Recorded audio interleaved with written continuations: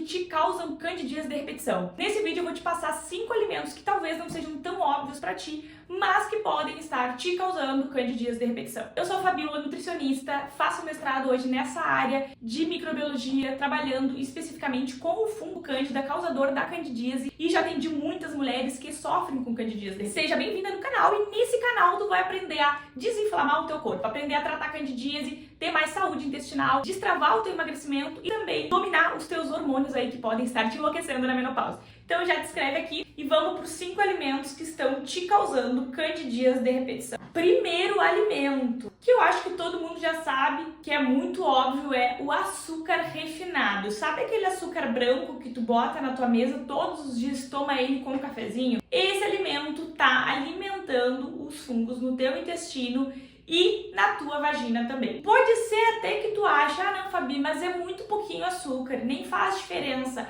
A verdade é que faz diferença sim, tá? Essa questão da desbiose, a gente não trata ela tão rápido assim. Então a gente precisa ser um pouco mais rígido no começo para que tu consiga ter resultado. Açúcar refinado, açúcar demerara, açúcar mascavo, é tudo a mesma coisa. Vai piorar o teu quadro de candidíase. Quais são os açúcares que tu pode usar aí? Um açúcar de coco, por exemplo, é uma opção legal. Agora, esses açúcares, eles são a mesma coisa, são feitos lá da cana de açúcar, então a gente vai evitar. E por que ele faz tão mal, Fabi?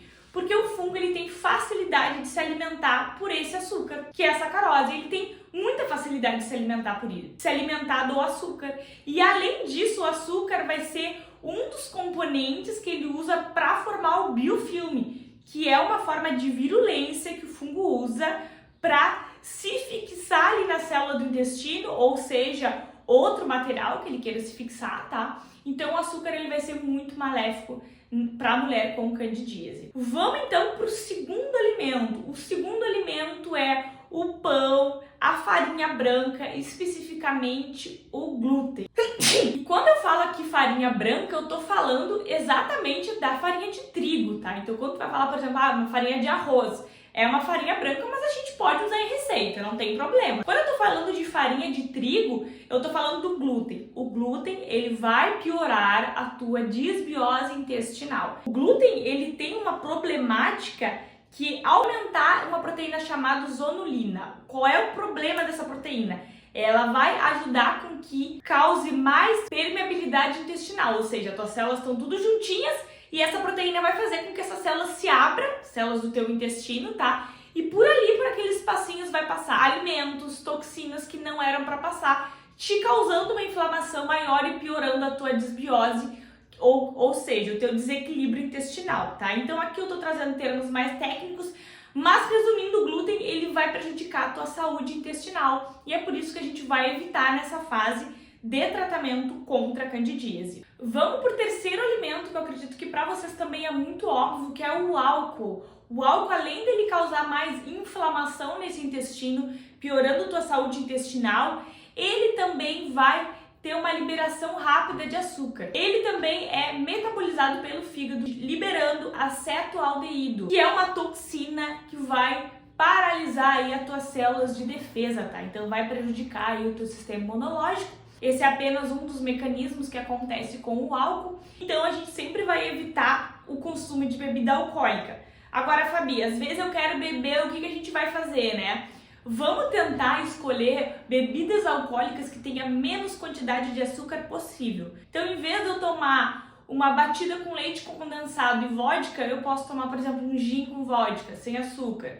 Vou buscar tomar um energético, busco um energético sem açúcar. Então, a gente vai praticamente se comportar como se fosse diabética, né? A gente vai sempre evitar qualquer tipo de consumo de açúcar ali. Vamos para o quarto alimento, que são o leite e os derivados. E por mais que isso não seja tão óbvio, eu vejo muita nutricionista dando aí a indicação de usar um leite natural, né? Um iogurte natural ou um leite zero lactose para essas mulheres com candidíase. E a verdade é que é muito difícil a gente tratar a candidíase de repetição usando derivado de leite, tá, gurias? Então assim, ó, tem que eliminar derivado de leite para tratar candidíase, não adianta.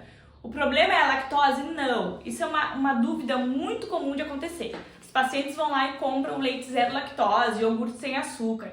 Não adianta. Todo alimento derivado de leite, ele vai ter proteína do leite de vaca e essa proteína, ela vai ser um problemaço pro teu intestino.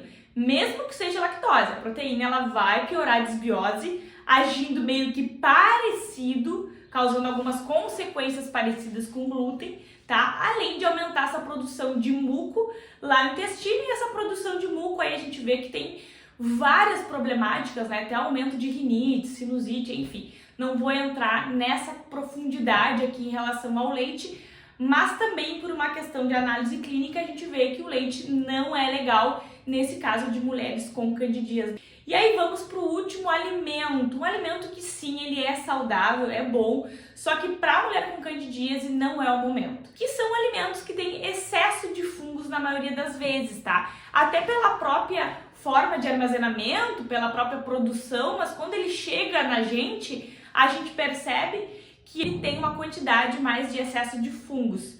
Um desses exemplos é, por exemplo, o amendoim e as castanhas. São alimentos que a gente vai evitar nesse momento.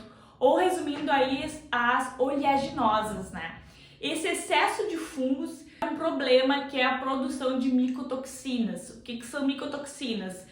Toxinas que os fungos produzem. Essas toxinas causam vários problemas, seja questão neurológica, né, dor de cabeça, ansiedade, irritação, né? Então a gente sabe que as micotoxinas vão ter várias consequências. A questão é, se tu tá com excesso de fungo no intestino, tu não vai comer um alimento que vai te causar mais fungo ainda, né? Então, com certeza a gente vai tirar a oleaginosa ali e vai tirar essa questão dos fungos da tua alimentação. E aí, como eu comentei, né, o amendoim ele não é um alimento horrível, mas o que eu oriento às vezes para algumas pacientes? Se tu for, por exemplo, consumir às vezes, leva pro forno, tá? Pra gente tentar ali pelo menos matar o fungo, micotoxina vai continuar, mas dá para consumir às vezes, pelo menos nesse momento de crise. Tudo, obviamente, vai ter uma flexibilidade, tá? Então não adianta tu chegar lá no consultório para mim e eu falo assim, não, pode seguir comendo tudo. Segue tomando teu iogurte, segue comendo pão, porque eu só vou estar pegando o teu dinheiro e na verdade a gente não vai resolver o problema. Então sim, a gente precisa ser um pouco mais restrita no começo, se te falarem que não é mentira, mas depois a gente consegue entrando com alimentos, aí consegue ter vida social, consegue fazer várias receitas, né? Então a gente consegue sim ter uma vida social ativa depois de um tempinho de resolver essa problemática, tá? Então esses foram os 5 alimentos que vão te causar a candidíase. Se tu gostou desse vídeo, já te inscreve aqui no canal, curte o vídeo. Beijo da Nutri!